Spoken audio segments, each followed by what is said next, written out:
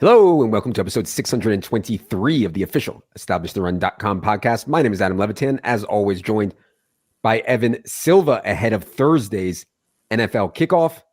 Team-by-team pods, baby. They are back. Evan, how's it going?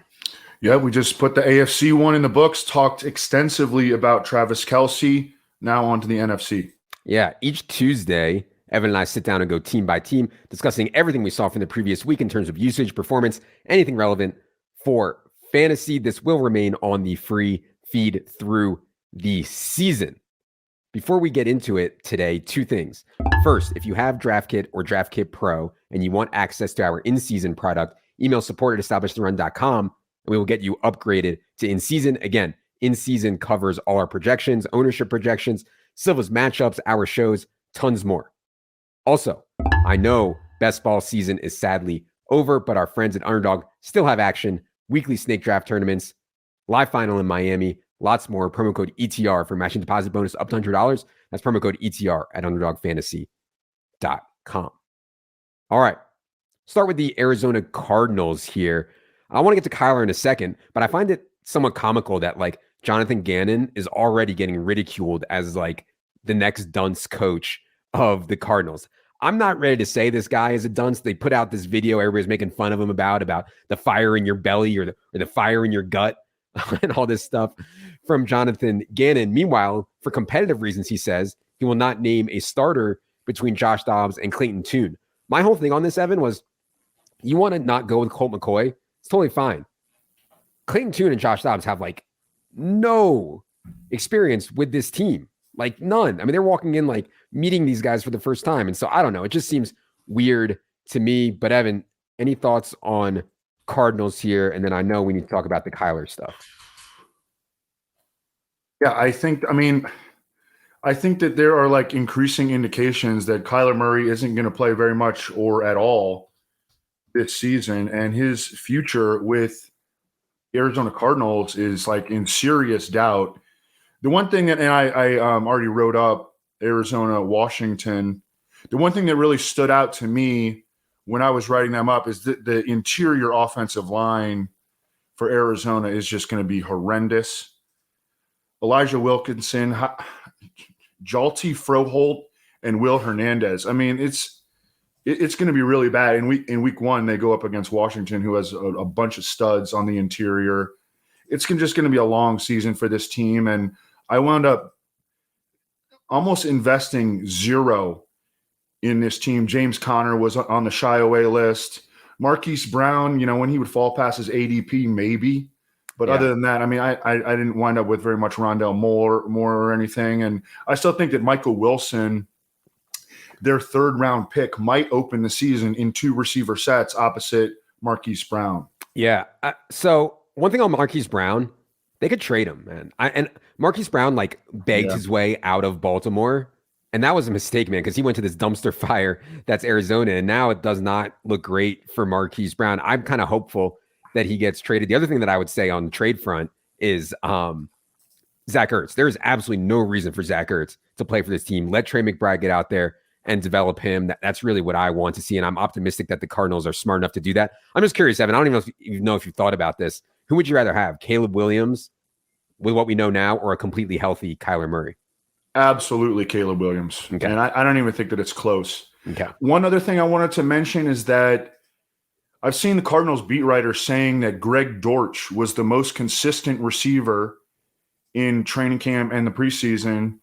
And I mean, I if he plays in front of Rondale Moore in week one, I don't think that anybody should be surprised. That would surprise me, but maybe I shouldn't be. Maybe I shouldn't be. Yeah. Okay. By the way, the trade deadline is November 1st. I'll talk about another wide receiver here later in this show that is a major candidate to get traded by November 1st, I think. Atlanta. So I didn't mean to start a whole uproar here. Yesterday, I was just reading The Athletic. I was going through reading everything like I normally do. And I come across this thing on The Athletic that says, Josh Kendall, who covers the Falcons for The Athletic, said, he wouldn't be surprised if Pitts is fourth in targets based on the way he's been used. And then I don't think he even meant it. I mean, we don't project it like that. We didn't change anything based on that. I think part of what we do and what we do well is understand which beat writers takes actually mean something and which don't. we didn't change anything. We have had Kyle Pitts projected for a pretty big target share for a tight end, over 22% this entire time. He comes out later and says, "Oh, I meant targets plus touches or whatever." So it was a whole story, much ado about nothing. I do think the overlying point, though, is fair that Arthur Smith gives 0 Fs about where a guy was drafted or how he should be used. And he doesn't care what anybody thinks about how much he's running the ball or anything else. So I just thought that was notable.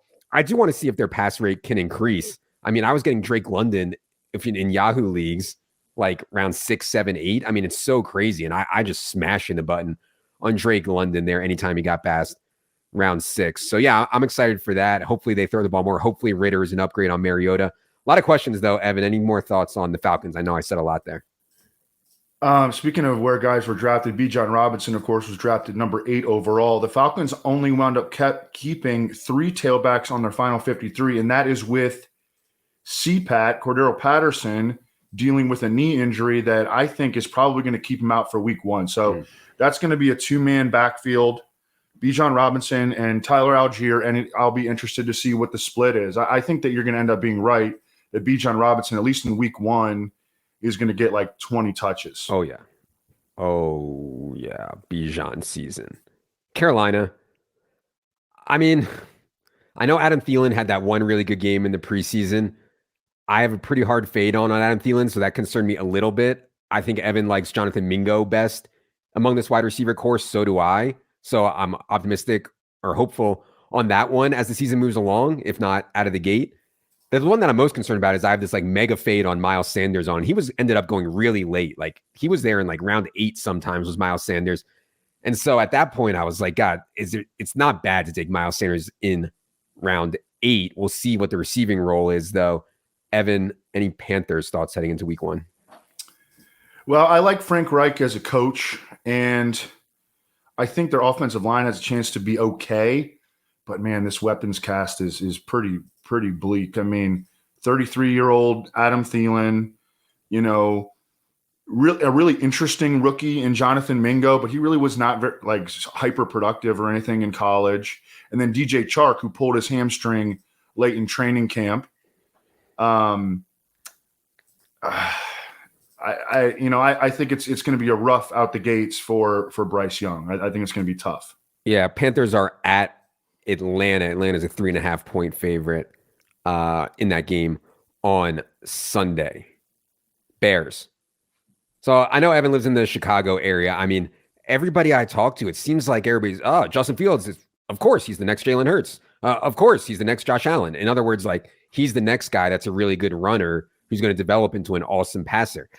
I'm pretty skeptical on that, man. I really am. And maybe I'm just a hater, but I'm skeptical he's going to take any kind of Hurts or Allen-esque leap. But I feel like we might know pretty quickly here, right out of the gate. Bears do play the Packers at home on Sunday. Have you heard a lot of that stuff? I mean, people getting out over their skis on Justin Fields. Evan, and any thoughts on the Bears? I mean, people here are super excited about him. I mean, he's a very exciting player, but there's no question, like he's always had this tendency to hold on to the ball too long. And Ohio State, you'd get away with that because they have like 5 first-round picks on their offensive line. And the Bears have dumped a bunch of resources into helping him. It's just they did not make it out of training camp in great shape because Tevin Jenkins, who their starting left guard, is not expected to play in week. Oh, no, he went on IR. Yeah, so he's definitely out week 1 due to a leg injury. Nate Davis, who they poured $30 million into in free agency, didn't show up for half of training camp, and apparently the coaching staff is not happy about that. They had to trade for Dan Feeney, who was not good, to play on the offensive line. They got a rookie starting at right tackle, Darnell Wright.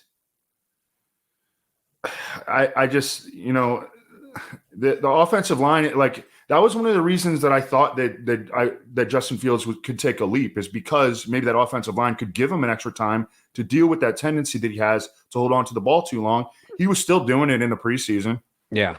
And I mean, he didn't look very good in the preseason. I'm sure that you saw those cut-ups of all his throws. It's not pretty. Yeah, I retweeted the cut-ups of all of Justin Fields' dropbacks. And And yeah, even the touchdown throws that he threw weren't great throws. They're just little screen passes that were off target. So yeah, I mean, I think his weaponry is fine though. Like DJ Moore, Darnell Mooney, Chase Claypool, Cole Kmet, Big Bob Tunyon. Like you should be able to win with that, but we'll see. We'll see.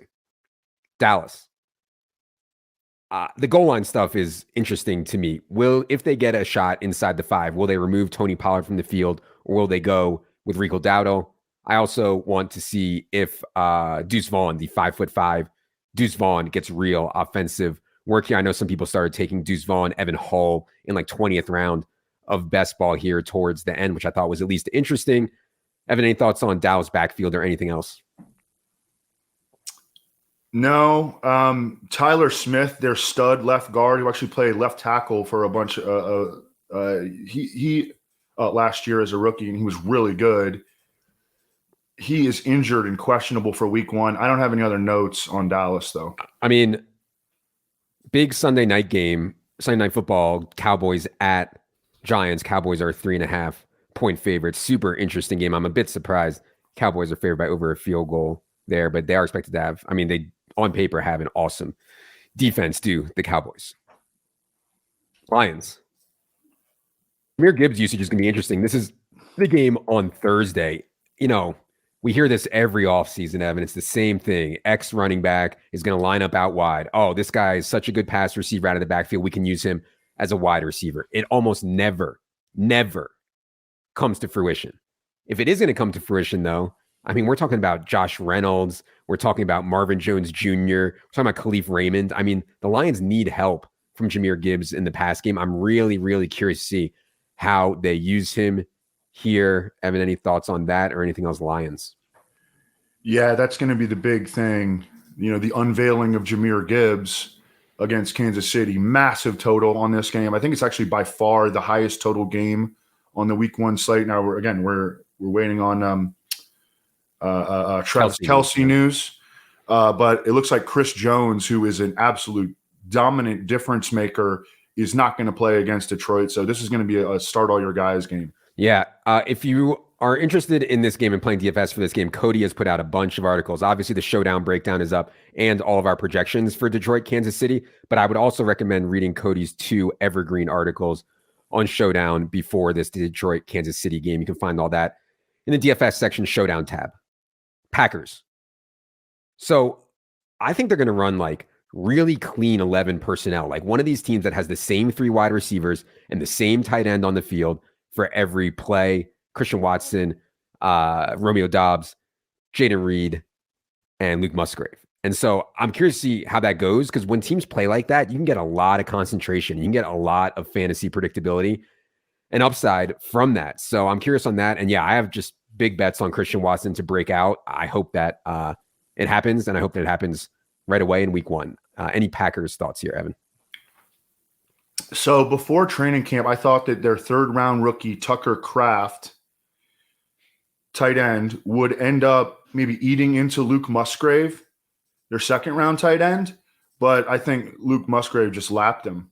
And I'm with you that I think that Luke Musgrave was like, he's going to be an every down player. And we heard all kinds of stuff during training camp. Specifically Matt Schneiderman, who went on the Athletic podcast, said that his one piece of fantasy advice from Packers training camp was to draft Luke Musgrave. Yeah. We'll talk. Yeah. I also, do we have an injury concern on Romeo Doubs? Yeah, he missed a bunch of time. I think he's going to be okay, but we'll see. He had a hamstring issue, and yeah, we'll see. Expecting an injury report on a lot of these guys Wednesday.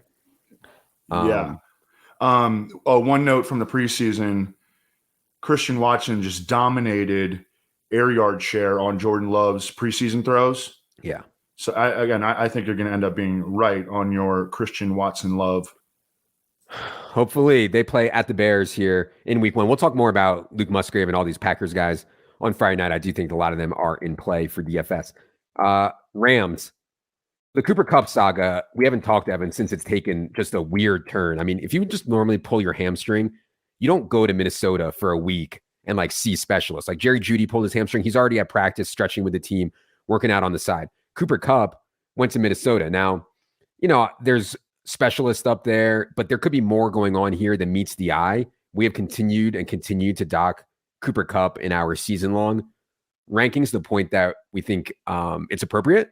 But yeah, it's certainly concerning now. I'm curious what you think about that. And then if and when Cooper Kupp doesn't play, Evan, I'm curious how you think this wide receiver rotation goes, because they do not have a lot of talent, in my opinion, behind Cooper Kupp. Yeah, I'm just in wait and see mode there. I mean, I think I would put Van Jefferson as the projected target leader. Then they got Tutu Atwell, Puka Nacua, the 5th round rookie who made some noise. During training camp, Ben Skoranek, who they trust.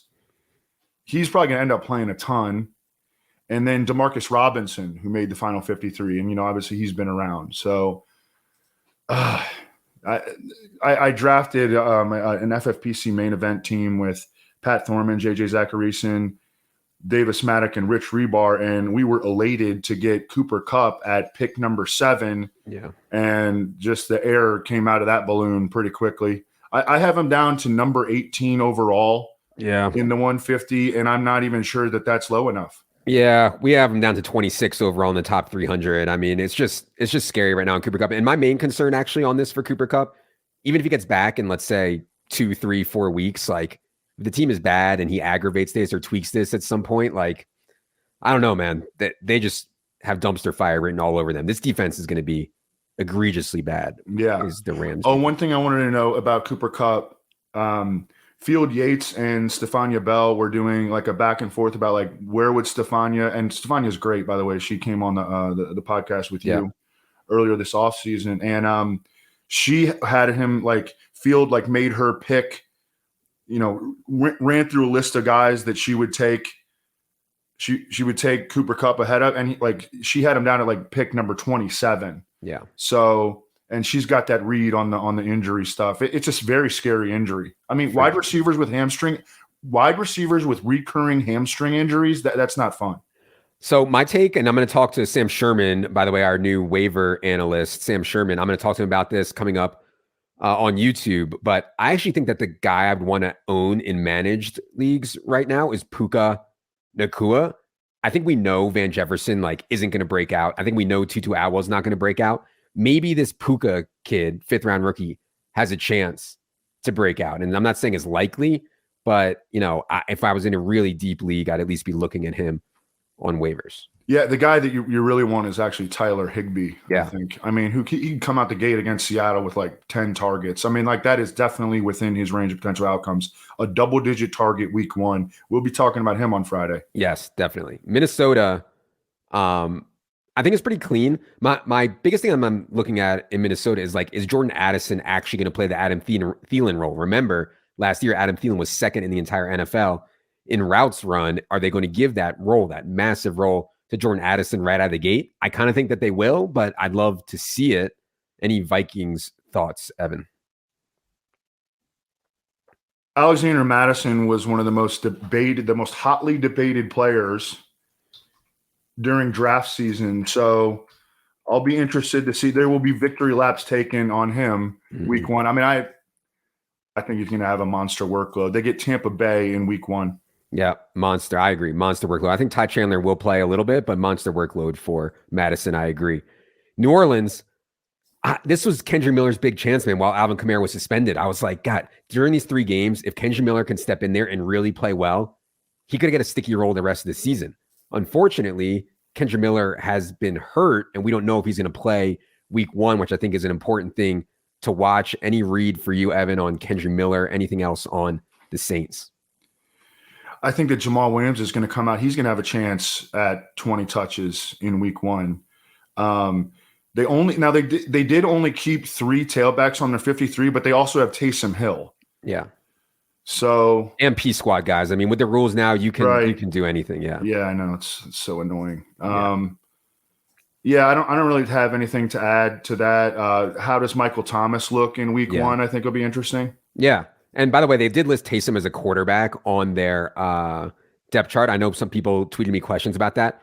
I don't think it means anything. They have to give everyone a position. It just doesn't mean anything. I still think they're going to use him in that, gadgety type role. I don't know, Evan, did you have a different read on Taysom Hill being listed as a quarterback by the Saints? No, I did notice that on FFPC. Yeah. they changed him from a tight end to a quarterback, when everybody was drafting him as a tight end. So you're just kind of shit out of luck there if you drafted him as a tight end. I mean, he's a drop.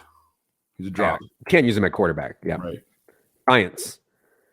I feel like to start the offseason, I was too low on Jalen Hyatt. I just too low. I didn't put enough faith in Dable. Like if Dable drafted this guy, he has a plan. He has a plan for him. And Jalen Hyatt looked awesome, I thought, in the preseason. And he didn't use him in the slot. Only 5 slot snaps compared to 35 out wide for Jalen Hyatt. Now, I don't think Jalen Hyatt's going to start. I think it's going to be Slayton and Hodgins on the outside, Paris Campbell on the inside. But I do think Jalen Hyatt's going to mix in plenty. And dude can make big, big plays. So want to watch that. Also, we'll see if Wan'Dale Robinson is active.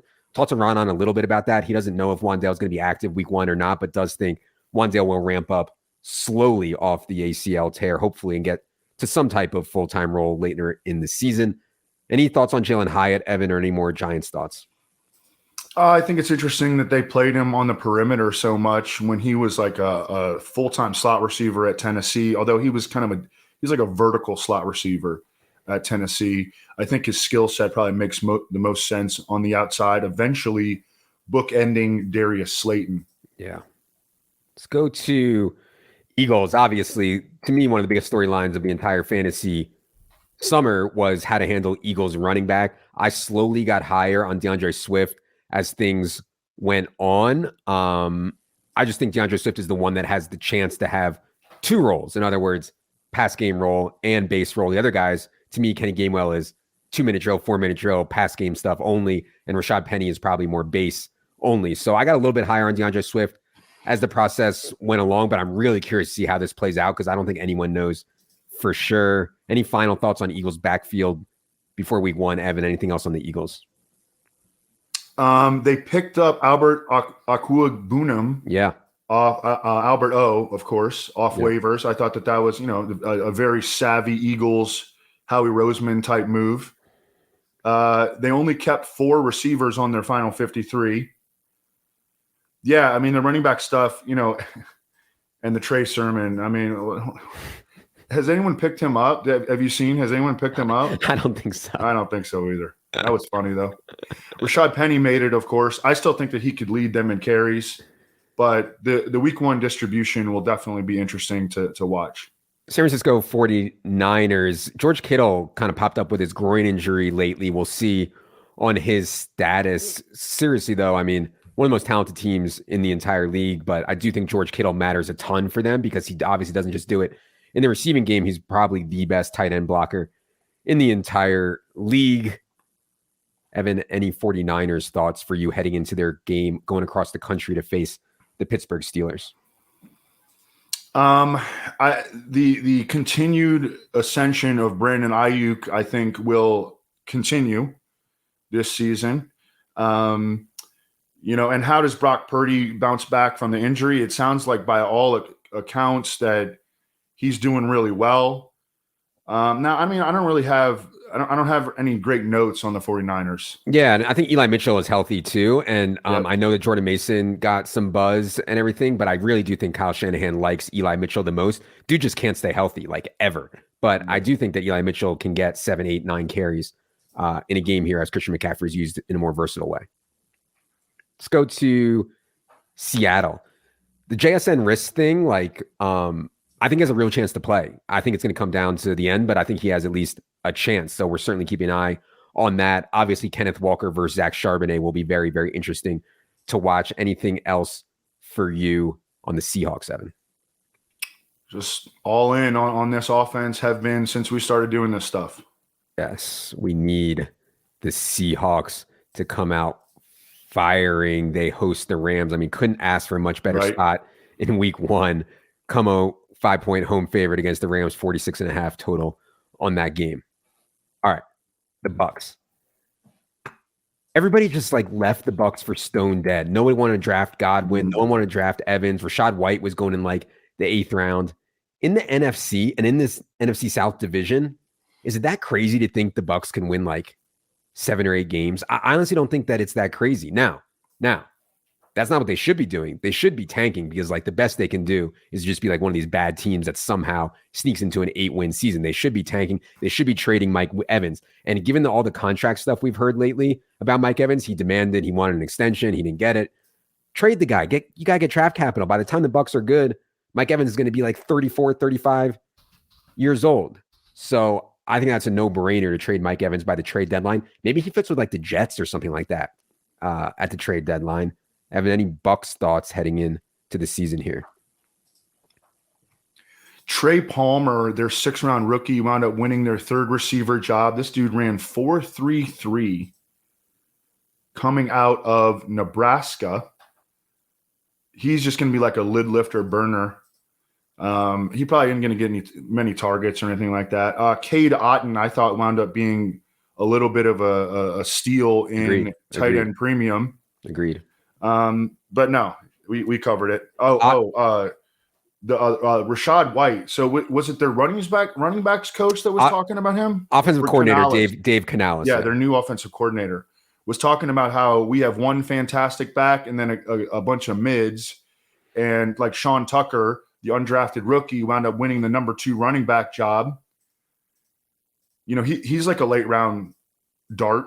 Yes. That I think that you could keep on your bench in deeper bench leagues. Yeah, I haven't had a strong take on Rashad White, but he's been so polarizing. Anytime I tweet about Bucs backfield, there's a war in my mentions between Rashad White truthers and Rashad White haters. Like there's a ton of people on both sides of Rashad White. I do think the opportunity will be there for Rashad White, though. Regardless, it's up to him if he can execute on it. I agree with you on Cade Otton. I thought Otton and Trey McBride were the 2 best like last round tight ends in best ball, and I'm excited to see how it plays out for both of them. Last one we're gonna do. But Canales was talking up Rashad White like he thinks he's like a future star. Basically, what Canales said is we have one fantastic back in Rashad White, and then we have a bunch of very good backs, is what he said, and that's kind of a nice way of saying, yeah, he thinks Rashad White is better than the other guys. So, yeah. Last one we're gonna do here today is the Washington football team, the Commanders. Obviously, Brian Robinson versus Antonio Gibson. And this is going to be a massive story for DFS also because they're home against this Cardinals team. My opinion is still that Brian Robinson will be ahead in touches, in terms of valuable touches like catches and stuff like that. Obviously, Gibson projects better there. But I'm somewhat optimistic that Brian Robinson can catch some balls or get some opportunities as well there. Terry McLaurin toe thing is a huge thing to watch coming in to this game. Evan, any more thoughts? I know we've talked a ton about Commander stuff this offseason. Any more thoughts on Commanders here?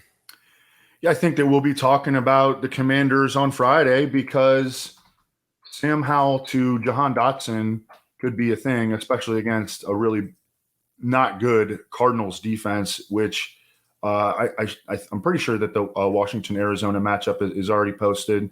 And I talk a bunch about that. Yeah, be sure to check out all of Silva's matchups. You can find those on the site right now under Silva's matchups home page. All right. That's going to do it for all of the NFC teams. If you missed the AFC, that is on the episode prior to this. Evan and I will be back on Friday night with Wiggins to talk through the DFS slate for in-season subscribers. See you all then. For Evan, for Producer Luke, I am Adam. Good luck, everybody.